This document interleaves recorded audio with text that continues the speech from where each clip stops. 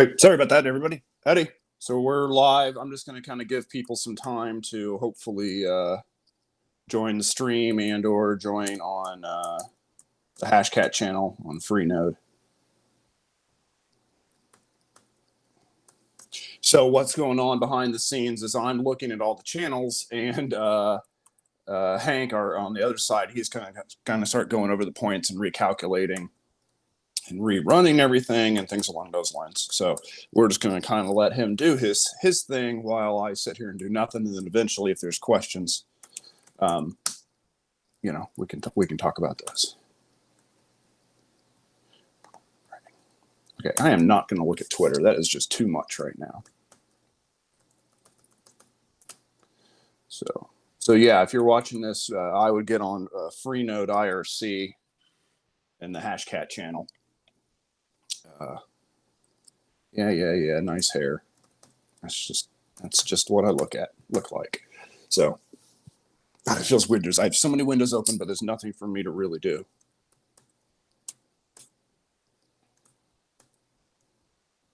So I'll probably say it again later, but right now I'm working on a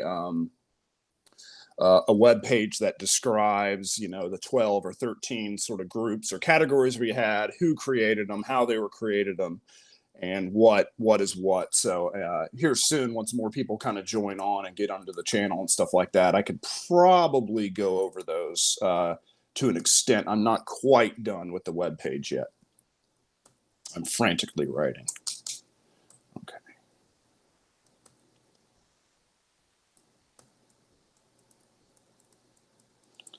So sorry, we're still looking over the findings, still looking over at the logs, things like that. So essentially what we do, hold on everybody.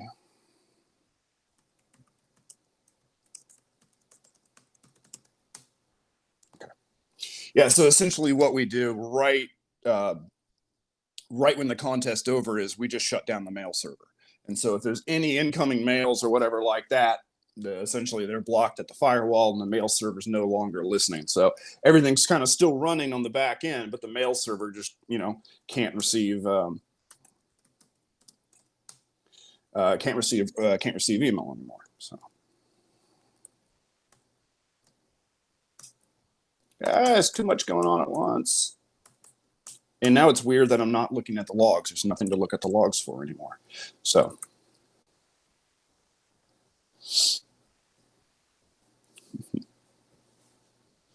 okay, so the Shaw 256. Yeah, the Shaw 256, I was actually quite surprised on that. Not a lot of teams were going after him. And the funny thing about him was at the last minute, we were going back and forth on how many points we should have for them. I will eventually disclose what the Shaw 56s are. Yeah. All right, I'll eventually disclose which ones they are. If someone or I could go ahead and talk about the Shaw 56s if someone could tell me what the name associated with them was. Let's see. Okay, Shaw 256. Oh, okay. Shaw 256. Those are...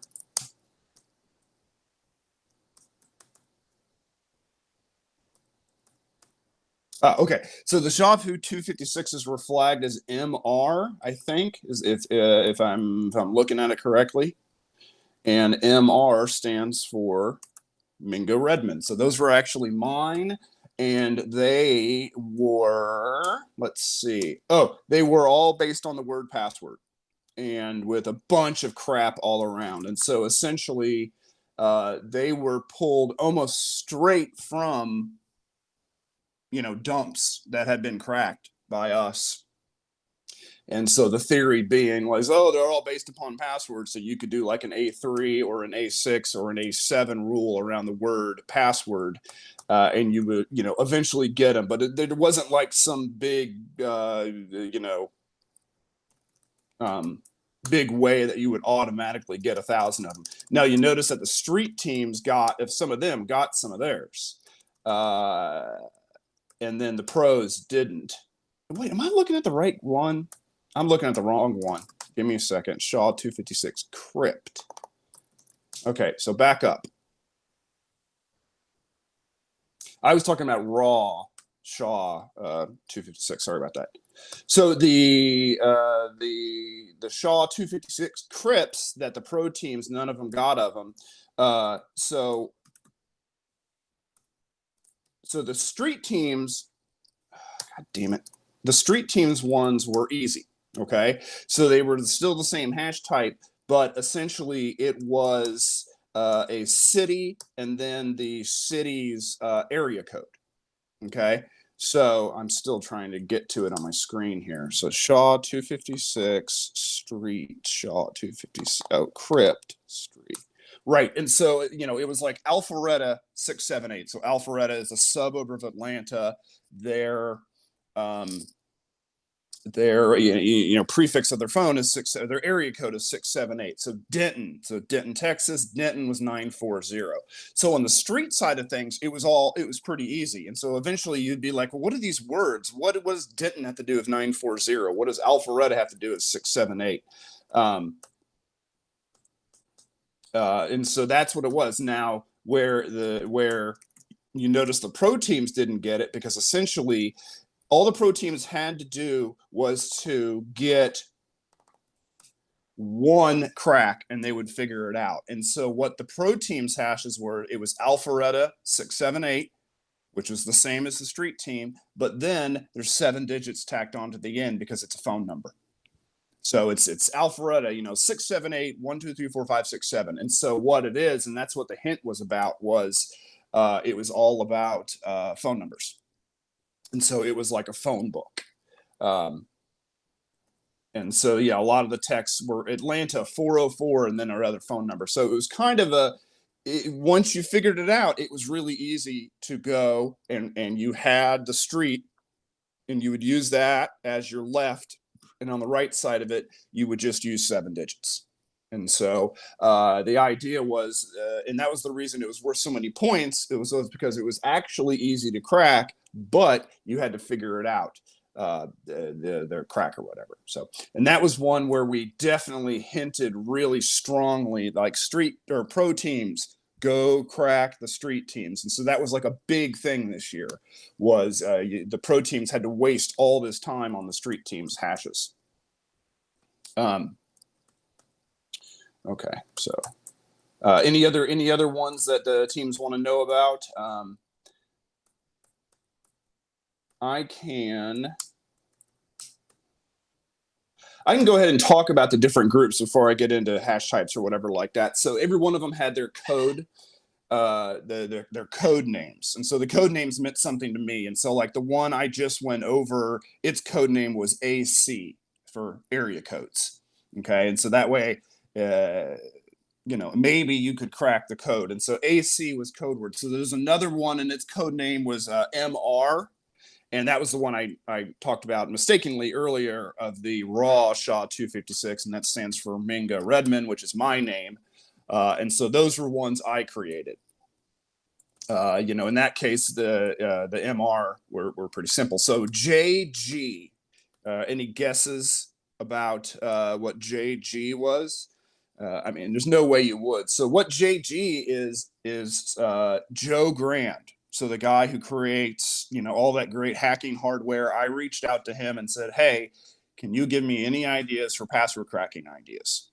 Okay. And so he got back to me, and, he had some basic ideas. His ideas were, some simple passphrases, and all of his were based around like hardware things, like I like hardware hacker, or I love hardware. And so so essentially it was kind of grouping them together. And so the street teams were pretty simple. It'd be like peeping Tom, less is more. And so they were kind of like phrases, but for the most part, it was just the first letter was capitalized. So less is more, and the capital L in less is more. Peeping Tom, well, in that one it had peeping and Tom. So essentially that's just a combinator tack. But they weren't random. They were kind of built around phrases. Yeah, Adam's asking, can I get an official tweet about the results? I'm kind of waiting for Hank on that, and I can't talk and do Twitter at the same time. So I'll let me have Hank sort of figure that out. So for the JG hashes on the pro side, essentially it was the same as the street, but they were longer. And one of the things Joe said was, oh, make simple phrases, just common phrases that might be around, but then lead them.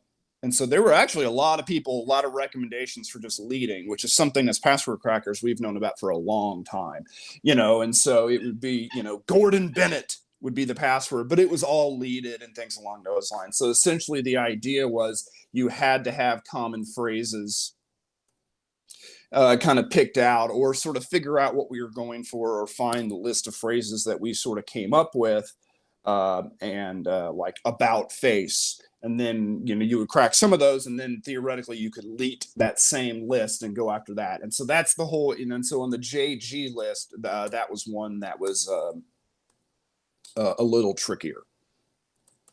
Okay, so I just got off.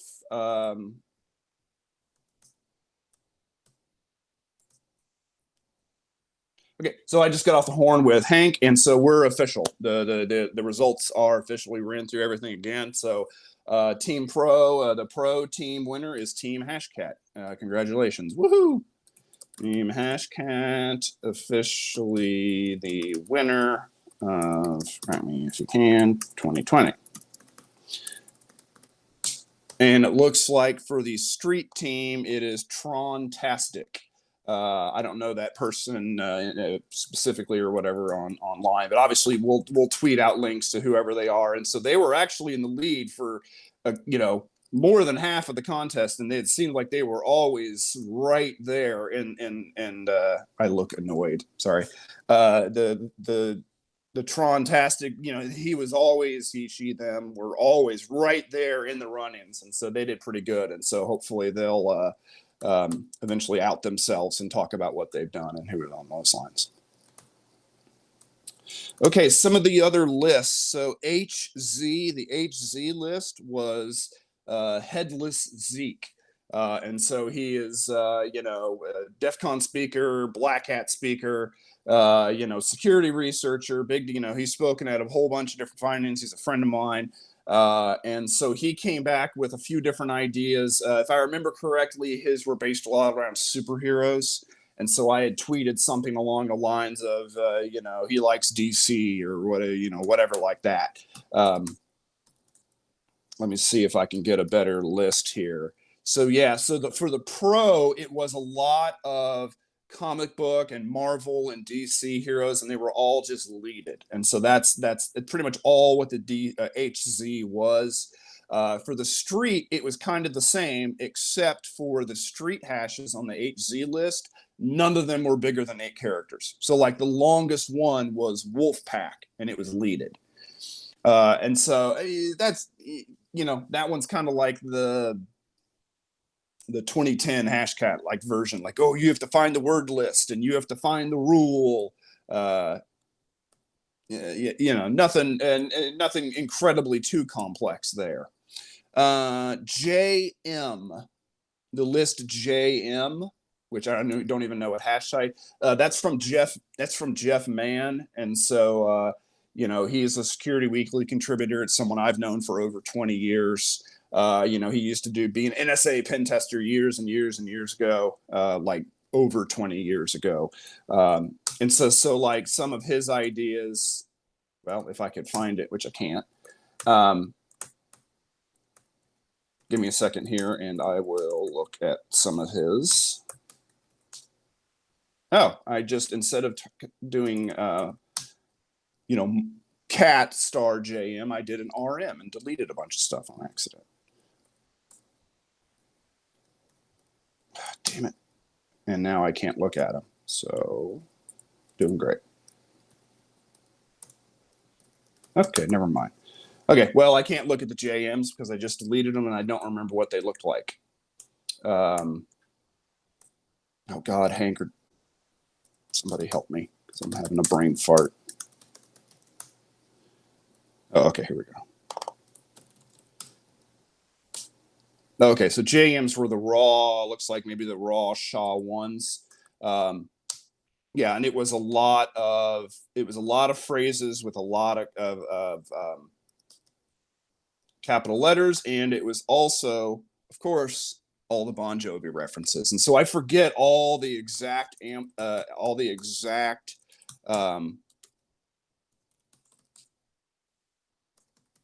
all the different things in there, but essentially it was, bad medicine was mentioned a whole bunch of different times, and then it was like the lyrics to to Blaze of Glory, Bad Medicine, Dead or Alive, I'll Be There for You, and Living on a Prayer. And so one of his ideas was, oh, take poems, take sonnets, take songs, take lyrics, and just suck out 2 or 3 word lyrics out of songs and put them together in different ways. And so like on the easy side of things, there were just tons that were just medicine and bad medicine with all these different little capitalizations, and they were pretty trivial. But the idea was the pro teams who know me would see bad medicine and be like, oh no, he's gone full Bon Jovi.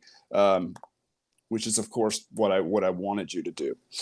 Someone was asking if there's any baguette references. There are no baguette references. That's a joke for a different time. So yeah, for the hard JM ones, yeah, so they were a lot of 2 and 3 words, and so you would get the lyrics for Dead or Alive, Blazer Glory, and take like the first word, second word, third word, second word, third word, fourth word, third word, fourth word, fifth word, etc., and kind of just go along those lines. And so the idea was any 3 word combo from those lyrics, a person in their mind could be like, oh, I'm doing lyrics from Bad Medicine, and then they would go in there and be like, oh, okay. And so there were a whole bunch of them where it's 3 words with no spaces, 3 of the words from the song, but spaces between, because everyone's talking about passphrases. But they don't talk about what's common. Are people mashing them together? Are people putting spaces in between? Are they doing dashes? Are they doing underscores? And so, doing combinator mode is really easy with 3 words. But what are you going to do when it's, I love cats, and you got spaces or living on a prayer, whatever. What are you going to do about putting spaces in between your combinator? So in that mode, like the combinator was really easy. But then also, do you capitalize each word? Because then you're having to, living on prayer or something like that. Do you capitalize each word and then do combinator? And so there's all these sort of different little tricks that make it hard and hard and hard. But it's everything we've seen as we're auditing passwords is like we're seeing like, oh, some people have a phrase, but they just capitalize first word. Other people are doing it on a bunch of different things. Okay, so the next list I see is CC, and that is the credit card generator, and that was generated by one of our team members and one of the members of the Password Village. Which we should probably talk about Password Village in a little bit, but maybe it's not my place to talk about it. So essentially, those were credit card numbers. The easy people had them. It was just Amex and then the first 5 digits of an Amex number, or it was. Amex was just one example. Some of the other examples are sort minus R. Yeah, so the other ones were like MC for MasterCard and Visa and ENR, which is another one, Amex, and then Amex in all caps, Amex, which is a capital A. And so essentially for the street teams, those were pretty easy to crack. And so they were in a slower hash format. But they were limited to 8 characters, and it was just kind of letters and numbers and things along those lines. But where we got tricky / dickish was on the pro side. And so yeah, I'm getting to that.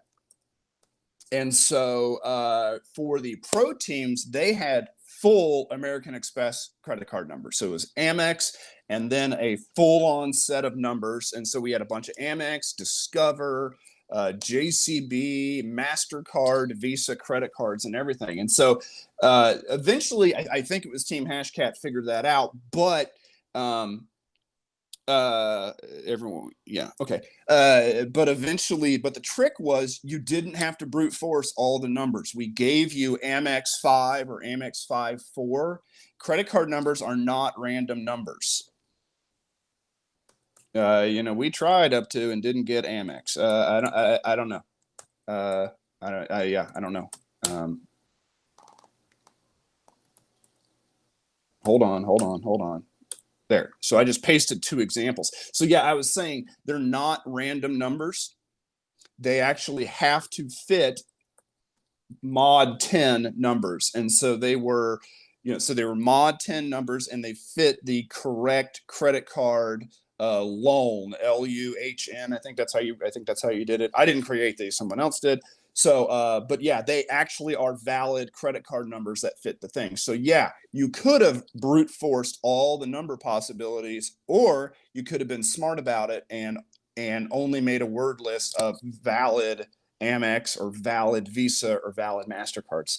And we gave you the left side. So the street teams were the left side. You had to guess the right side, but there was a way to drastically minimize the amount of cracks. So I think, like I said, if I remember correctly, crap, I can't remember. One of the teams eventually really started to figure it out, what to do there.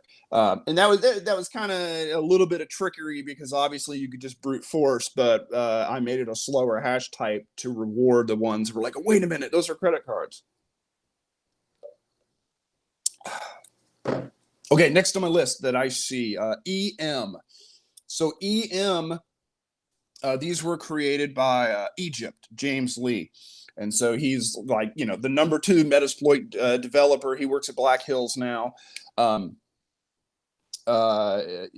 And so, yeah, if you don't know who Egypt is, you can go look him up. He lives here in Austin now. Nice guy.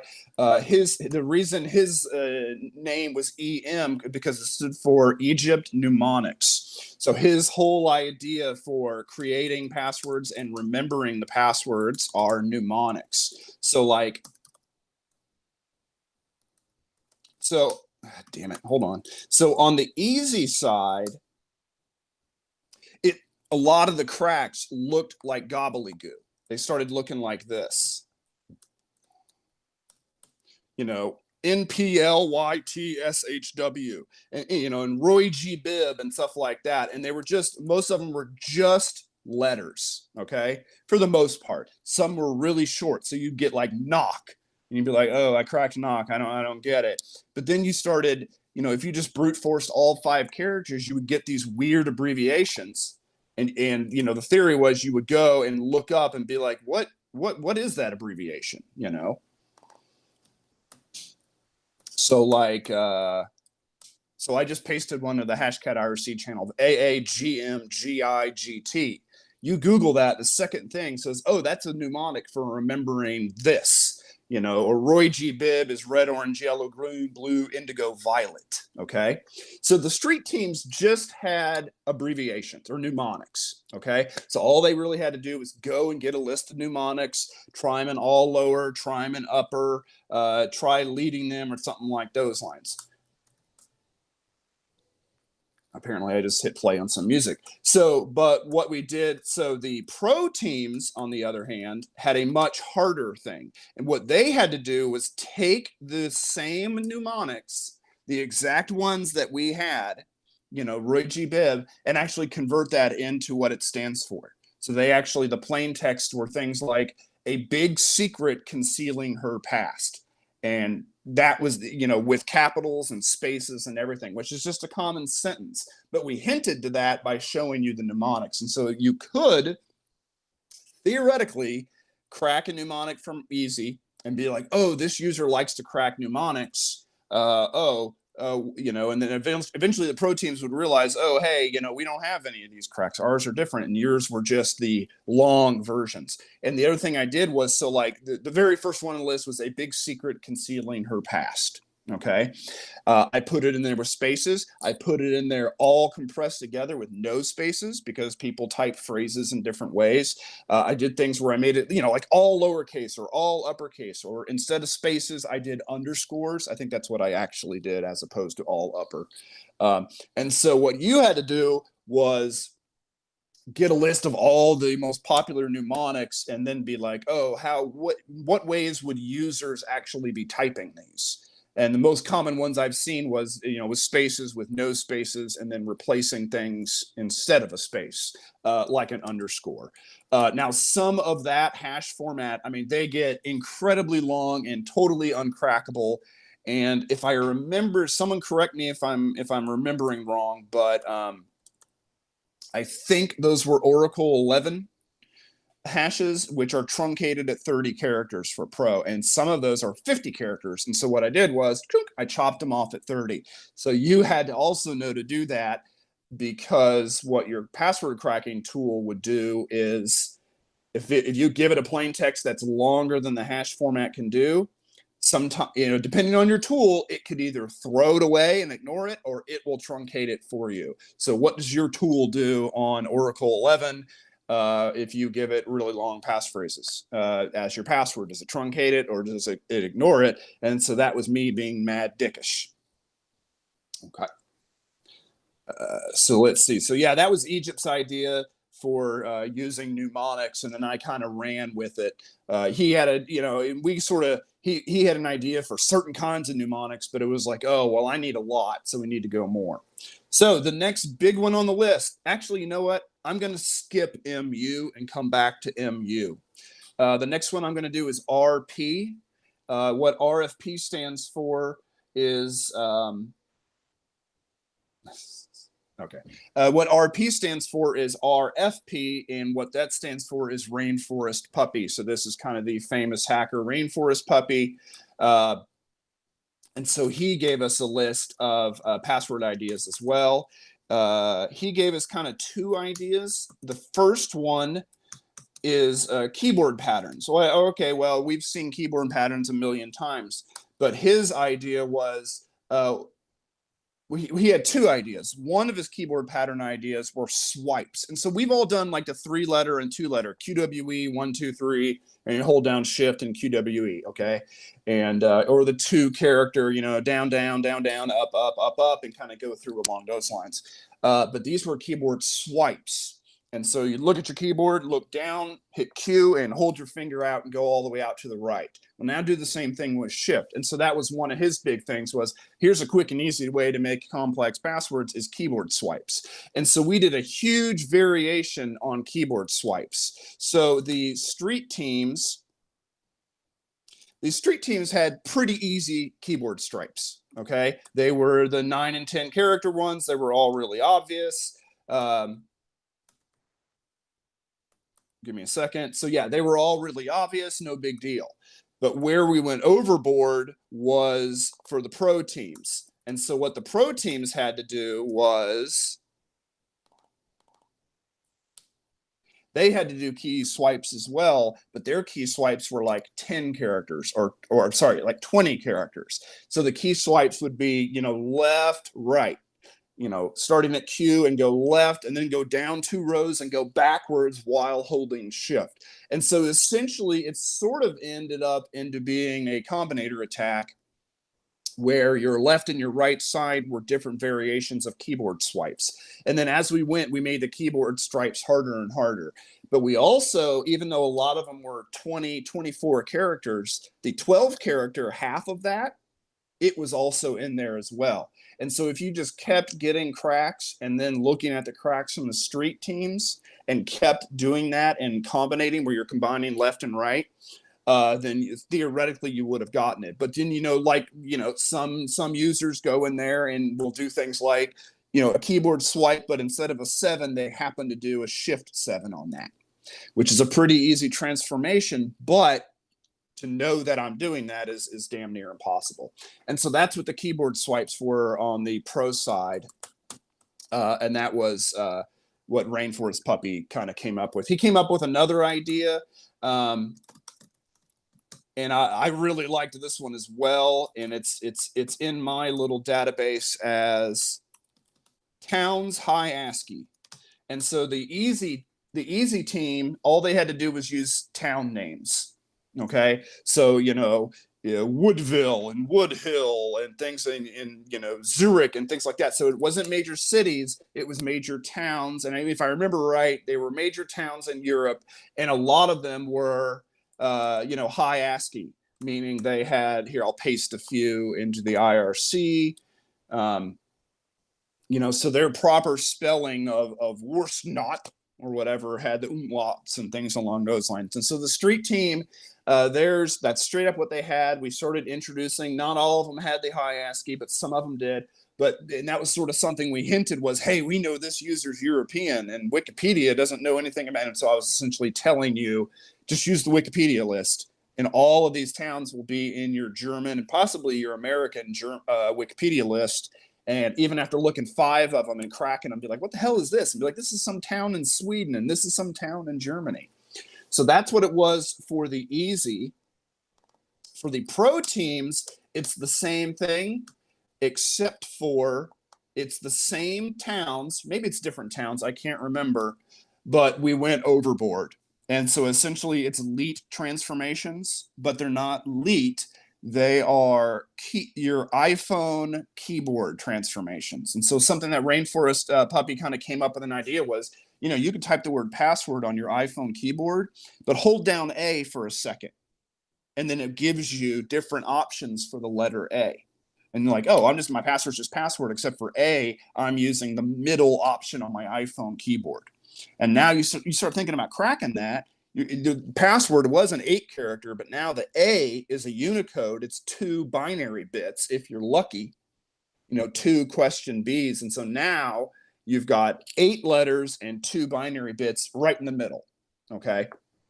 And so those were really, really hard, but I really liked his idea of, imagine if your user is typing a password on a keyboard, using things like emojis and using things like an O to changing it to O with the umlauts or O with the caret over, whatever the hell that's called. And so that was his idea, and so I really liked it. And so all you had to do, it was really easy, was to get a list of cities or towns, figure out roughly where they're from, get a complete list, and then go through and kind of like how you have leet rules and other transformation rules of change an A to a capital A or change an A to a 4. You had to go in there and have, change an A to an A with umlauts in a complete illogical and random manner. And so I'm actually curious if the teams got that and kind of what their rules looked like, because I actually ran into a situation where I couldn't remember how to write rules to append binary goo, like emojis and crap like that. I just couldn't remember how to do it. And so I was like, oh, I'm going to put that in there. Okay, sorry, I'm going slow. TB. The TB user stands for Todd Beardsley, is the password creator on those, or the idea maker, I should say. And so Todd Beardsley, he's a director at Rapid7's research. He's the head of research for Rapid7, big Metasploit developer, has been with the Metasploit project forever and forever, and is now a big wig at Rapid7. So he kind of came up with 3 ideas. He was like, hey, people always use cuss words in their passwords because they think that, people aren't going to share them and things like that. And so we actually see these in the real world a lot. Well, people will write things like, well, never mind. I'm not going to go into examples. So essentially there were 3 ones. There were passwords with fuck. There were passwords with shit. And then, and those were just completely random. If you look at the easy ones, it was, it's just fuck with some letters that on either side, and then, but then the pro team kind of had the same thing, except for theirs were a lot harder. So it would be, their passwords were fuck this shit 1298, and essentially all I did was grab through all these cracks I've ever had and looked for the word fuck and then changed numbers around so that they weren't directly in probably your word list that you already have. So there was a third one that Todd Beardsley said was, the whole joke of spring 2020 or summer 2020. Oh, you got to put an exclamation point. Where are you going to put it? Oh, I'm going to put it at the end. So the street team hashes were just a season and then followed by 20. If I require you to put numbers in a password, you're not going to put 2020, you're just going to put 20. So a lot of those were easy. It was just a word %20 or a word 20 exclamation point. The words were all seasons. It's just that none of them were in English. The going guess on that was you would look at the easy ones and be like, what is this word list? What the hell are these words? Oh, wait, there's what are these words? And you would start Googling the words, and sure enough, you'd be like, there's seasons in different languages, kind of like something we did in a previous test. Okay. So you would know that. So the pro teams then had to take that same word list of seasons in different languages and do the same thing, except for they didn't use 20, they used 2020. So any rules that they generated wouldn't work on the pro side that they did on the easy. But essentially, if you've got a dumbass user who's German who chooses, summer 20, and you tell them to change their password and make it more complex, they're going to do summer 2020. Ooh, it's that much more complex. And so that was one where it actually was really easy. But it was in such a hard format to crack that it was hard to do. And so, we're over here watching the charts, and all of a sudden we see Cynosure jumping up millions and millions of points. And it was like, they found it. And then in the back of my mind, I'm like, man, if the other pro teams don't find that, they're going to be so pissed. But if they do find it, they're going to come out to be almost equal toward the top. And so that's exactly what happened. So I was actually really happy. And it was nice because I got to laugh derisively at you all and be like, oh my God, they don't know the seasons and the years. Ha ha ha. But then you figured it out.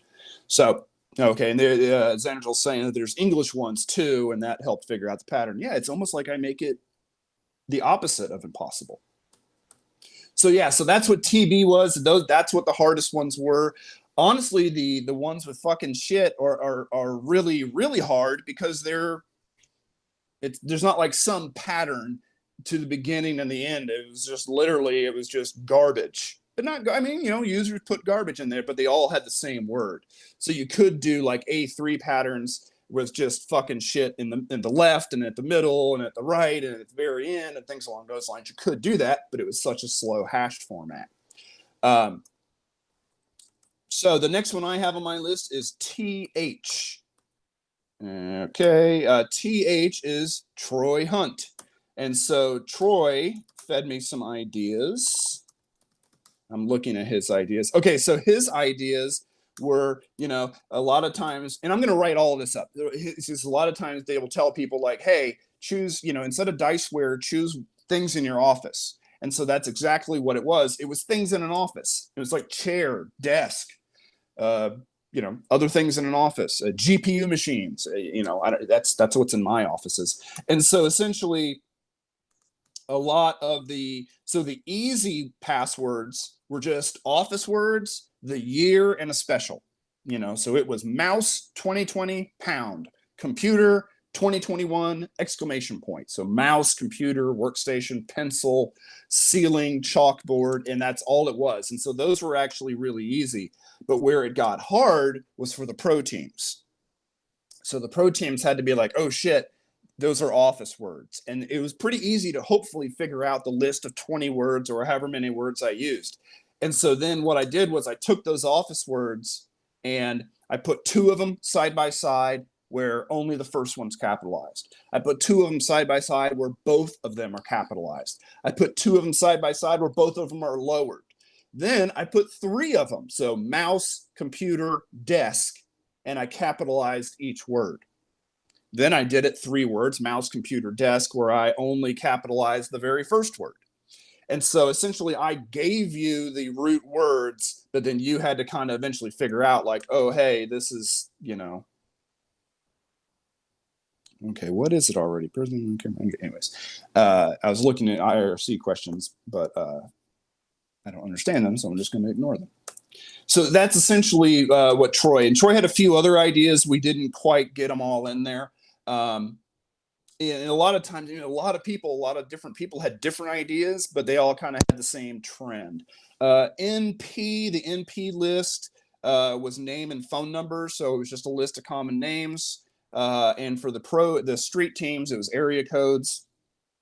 And then the pro teams had the full-on phone book. We talked about that. So Rick, 512 123 4 5 6 7.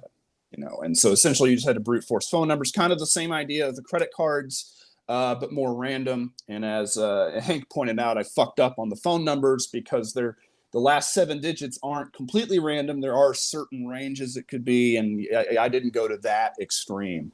So essentially that one boiled down to name. I gave you the name and area code for the pro team. You just had to figure out the rest of it, which you could do with an A7 job, and use the street teams as your base word list. AC stands for area codes, and so it was area codes. If I remember correctly, now I'm starting to second guess that. Shit.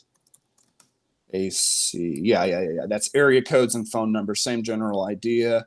Unless I'm remembering wrong. Okay, Troy Hunt, NPAC. There's not a specific list for this, but Bruce Schneier has a blog post that was written back in 2014, and I talked to him, called him up, talked to him, and he was like, hey, just use my blog post recommendation that I made 7 years ago. So if you go through there and look at his blog post for how to create secure passwords, you'll actually see that a lot of the things he talks about were rolled in automatically into a lot of these other categories. So I didn't create a list that was completely based on Bruce's ideas, but Bruce's ideas were kind of a lot of the things we've already been talking about. There were a few other ones. Dan Gear, he gave a bunch of recommendations about combining words into passphrases and things along those lines, and use poems and things like that. And a lot of those were combined in some of the other ones. We also had submissions from Riverside.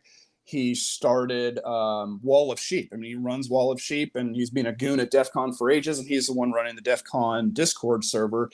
He had a bunch of ideas that we combined with some of the other ones. Some of Rainforest Puppy's ideas were combined with Riverside's. HD Moore and Mubix, who's a big-time pen tester, really popular on Twitter, and then Wandering Glitch, who is like an O-Day researcher. Those were some other people who came up with ideas that were put in there. The last one I haven't really mentioned is MU.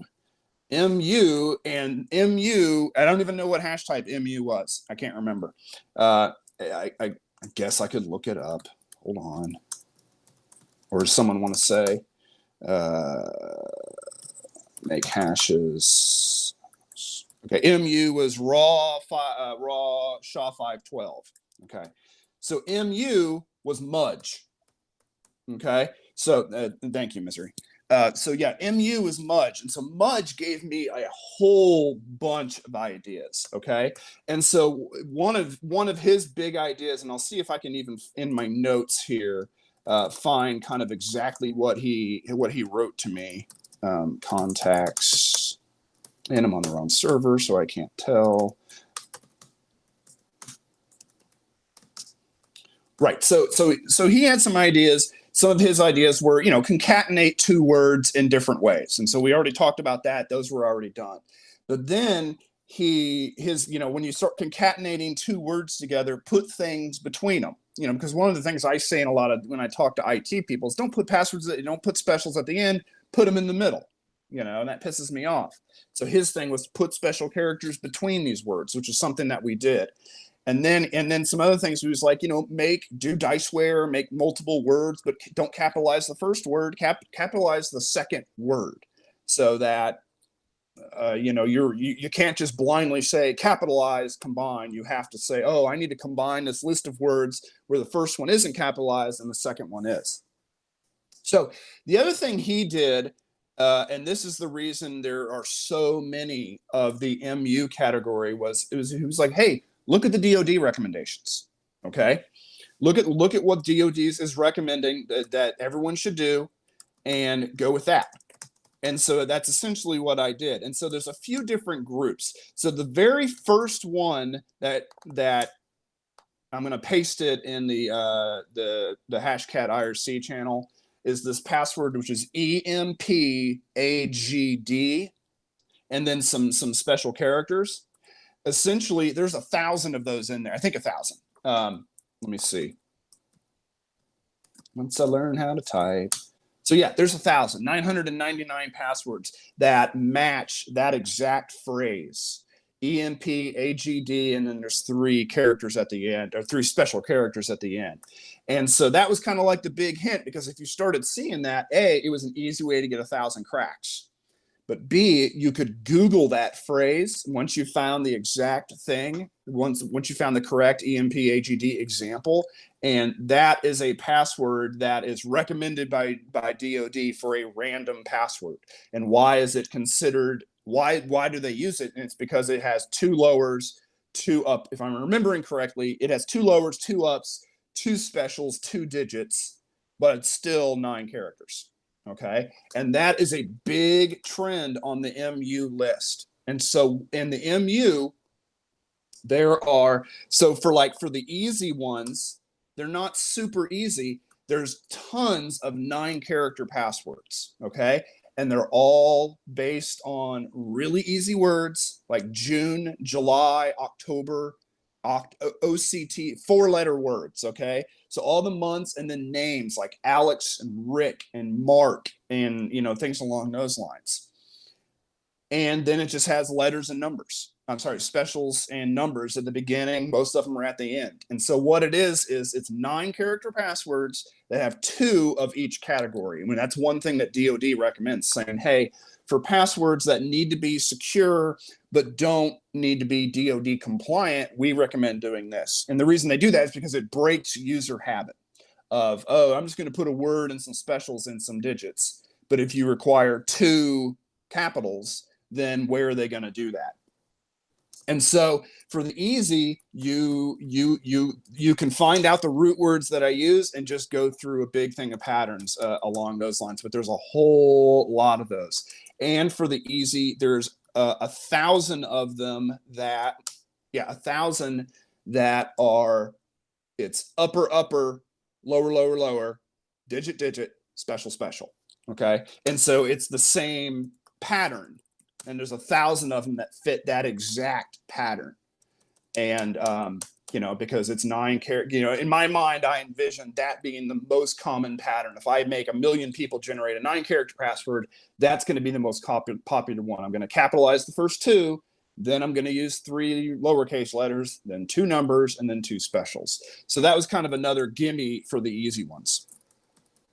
So that's all fine and dandy for easy. But then you start getting into the hard. So like the pro teams had the same idea where it was 9-character password, 2 of each categories, and the words were June, Decem, or DECE for December, SEPT for September, and then Mike and John and Baby and Rick and stuff like that, except for the word was in the middle. So it was kind of like special digit, word, special digit, special. Okay, so there is words in the middle. Same general idea, just a harder thing because you're not just tacking on crap to the end of a bunch of words. The words is in the middle. But same sort of DoD requirement there of 9 characters. Oh God, there's already CV or Git commits and hash crap. That was an accident. So the other ones for the pro teams. So now the other big thing that Mudge was, I want words combined. So all the other ones were words like methods increased, permanent complexity, and they're just bunched together. And in some cases, both of them were capitalized. Some cases, both of them were lowered. Some cases, there's a special between them. Okay. And in some cases, both of them were lowered, pushed together. And so it mandates individual. So it's just it's a 14. It's like a 20-character password, but it's just mandates individual. So the big hint, the big trick was, it goes back to the very first thing I mentioned, which was that MPAGS password, the EMPAGD password. If you Google that, you find a government document that outlines all these recommendations. And all the words on the pro side for when we're combining words in the passphrases, they're all words from that document. And so if you started to kind of like crack some of those 14-character ones and started being like, well, why is this word? What are these words? They're completely random. But if you had Googled one of those with the MPAG D whatever, you would get your list of words. And so that's kind of a dick move. Sorry, I'm looking at IRC. It looks like Hank is going to update the website while I'm talking. So yeah, so that was kind of, it was still really hard, but his idea of combining words, we talked about that in a lot of places and the different ways people are going to do it. Because password policy might eventually evolve where we tell people to combine words, but then we start telling them, okay, but you can't just do that. You need to capitalize each one, or, maybe you should capitalize the last letter. And so that was kind of like Mudge's big idea and Mudge's, and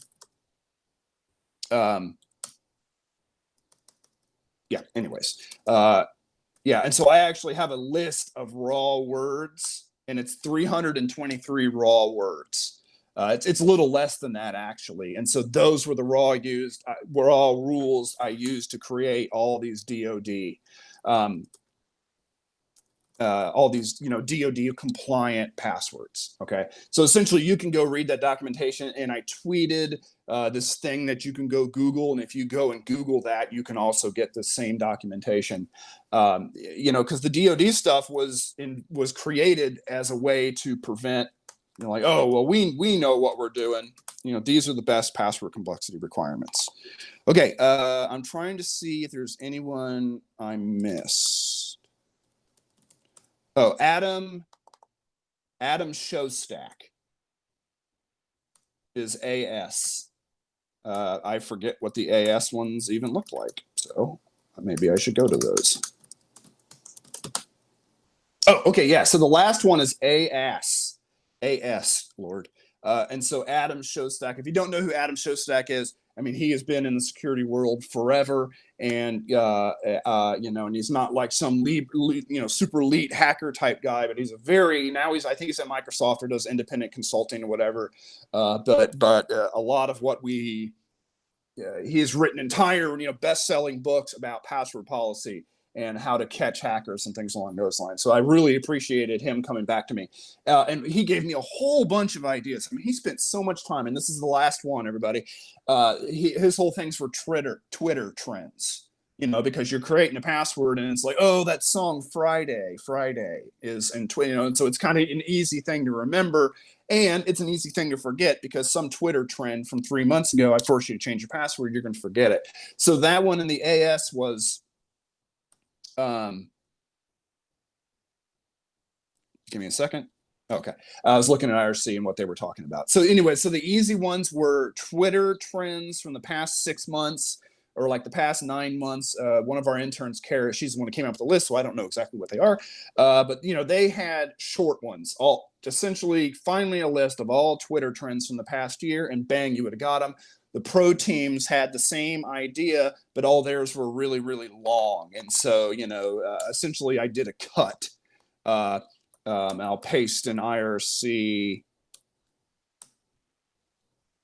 so at Karen's garage sale and Avatar: The Last Airbender. These are all things that trended on Twitter in the past 9 months. And so that's all the passwords were. And they're pretty funny, good passwords because, they got a special. They've got usually they're multi-word and they're bunched together and things along those lines. And so I actually thought that was, a pretty good idea, a pretty good way of remembering a password. Like, oh, what's my password?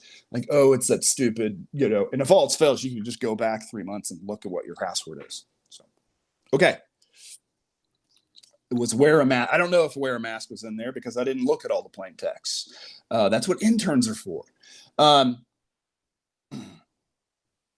Yeah. So I think that's the majority of the plain text and of the major trends, and you kind of get a feel for most of the pro was based off of the street. It wasn't a one-to-one relationship, but it was take what you've learned from the street and apply it to pro. And that's not normally how we do things. Usually we'll take one giant list, split it 50-50 and say street gets half, pro gets half. But this time around, the street people, they were cracking much easier passwords. And so you look at the graphs and they've got millions of points, and that's because they're better than the pro teams. Oh, no, I'm kidding. So I need a drink. Any questions? Does anyone want to see more examples?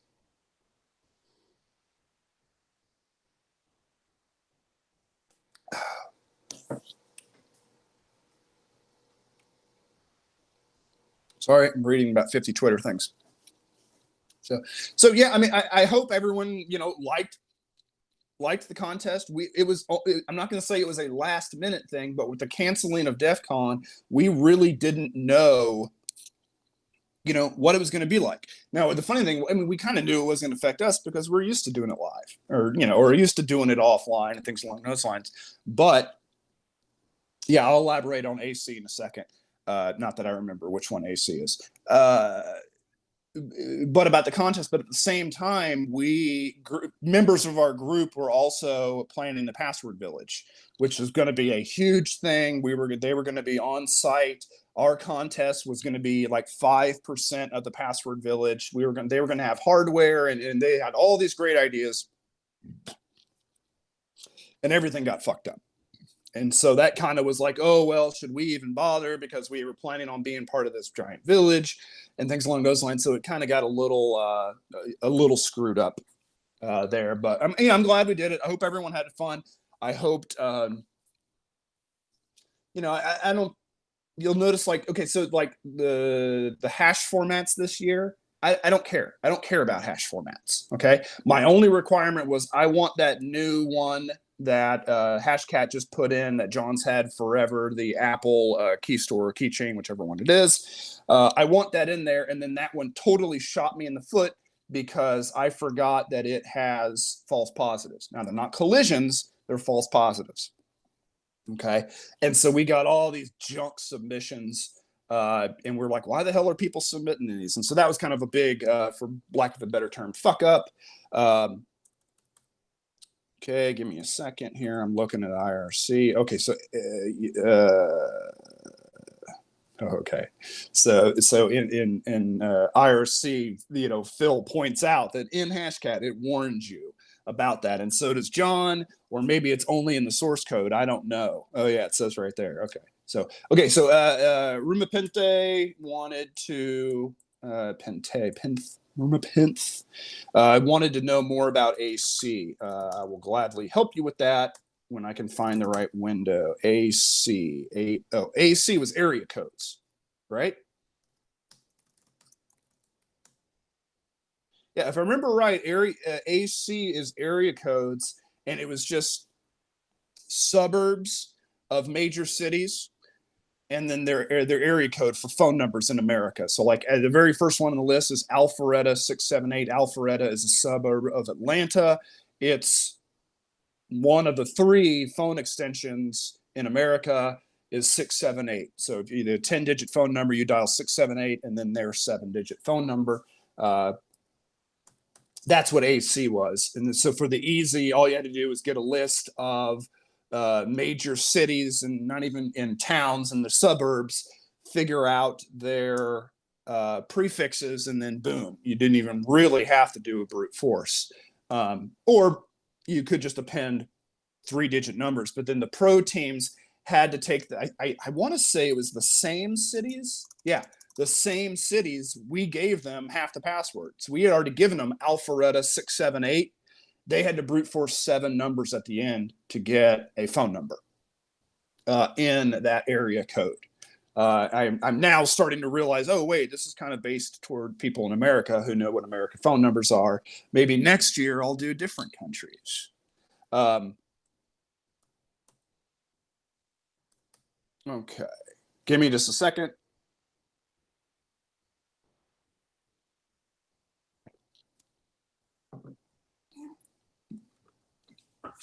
Oh, okay. Hank is making fun of me.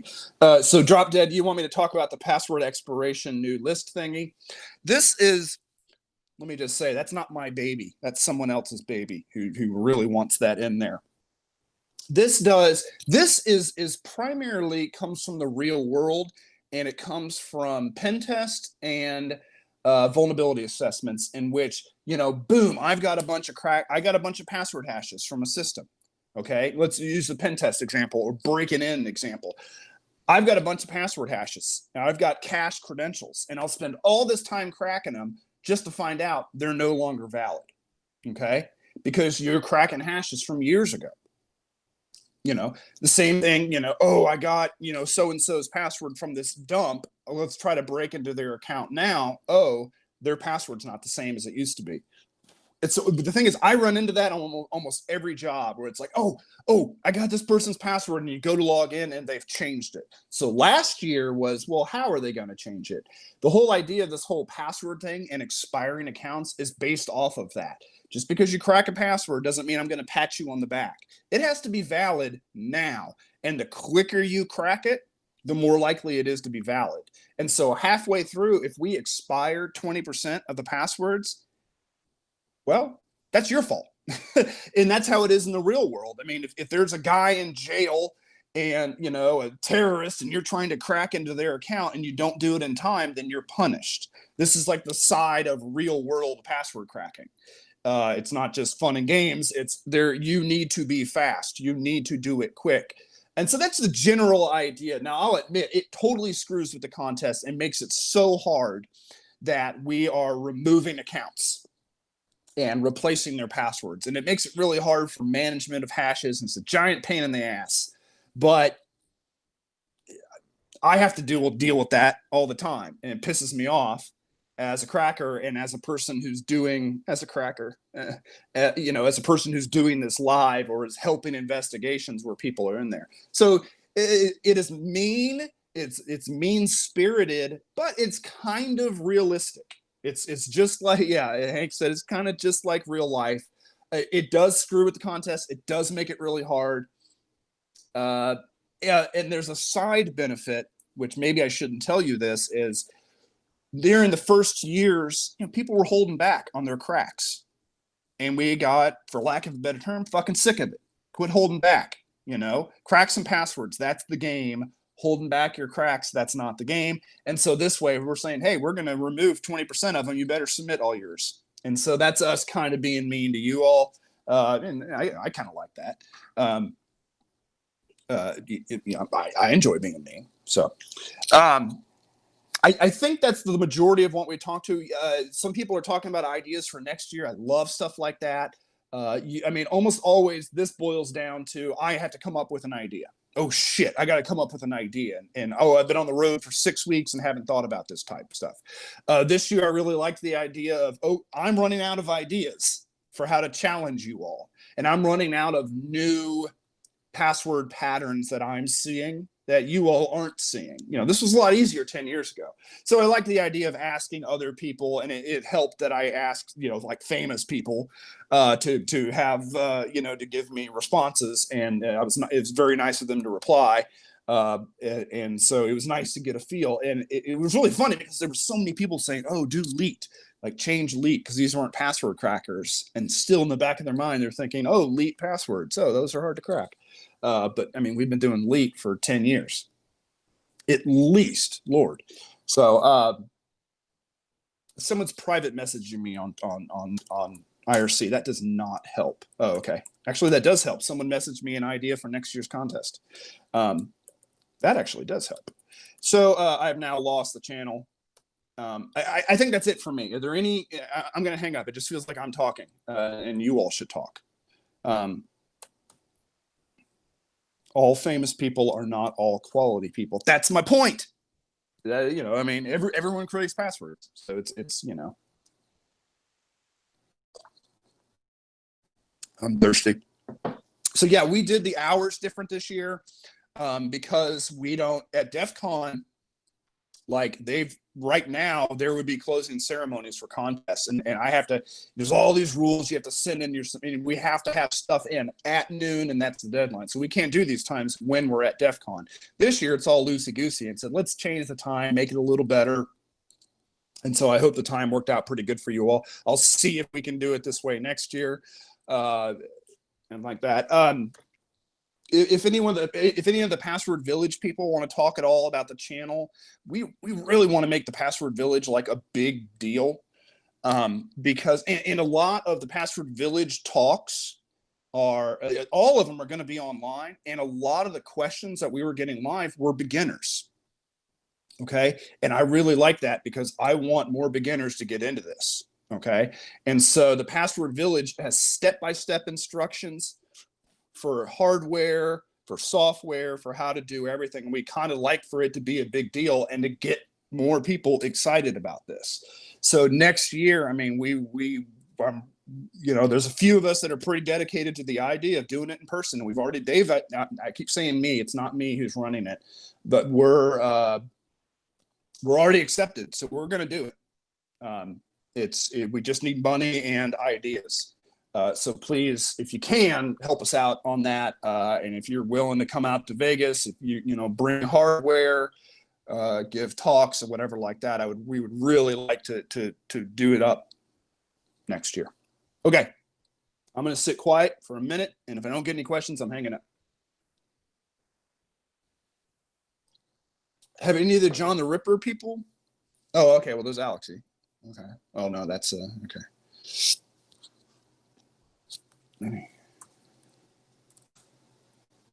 Okay. Yeah, and we're already starting a list of ideas for next year. Like internally, we've already started a list, so that's great. Seemed like people like the hours. Okay, so yeah, Adam, the Twitch streams and this is nice. Now, in case you don't know, for the people in person at Vegas, a lot of times when the contest is over, yeah, we'll usually congregate in an IRC channel. But when I'm on the floor, because the thing is, when we're in the contest at DEF CON, I am on the floor 12 hours a day. And I'm talking like this for 12 hours. And so it's exhausting. But what we love is that teams will come by and they'll chit chat. So Chicken Man will come over and he'll be yelling at someone from Cynosure Prime and being like, boo, and it's great camaraderie. So this is nice. We thought about getting everyone on here, but that just kind of sounds like anarchy.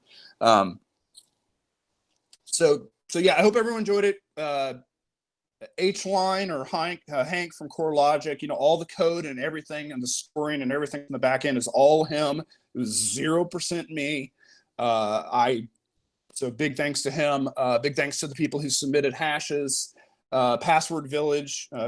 This is being done through Password Village right now. I couldn't do it myself. You know who. Thank you to you. So anyways, any other questions? Anyway, well, I'm in Hashcat IRC. I'm just going to hang up. So I guess we can kill the stream. Thanks a lot. Talk to you next year. See you in IRC.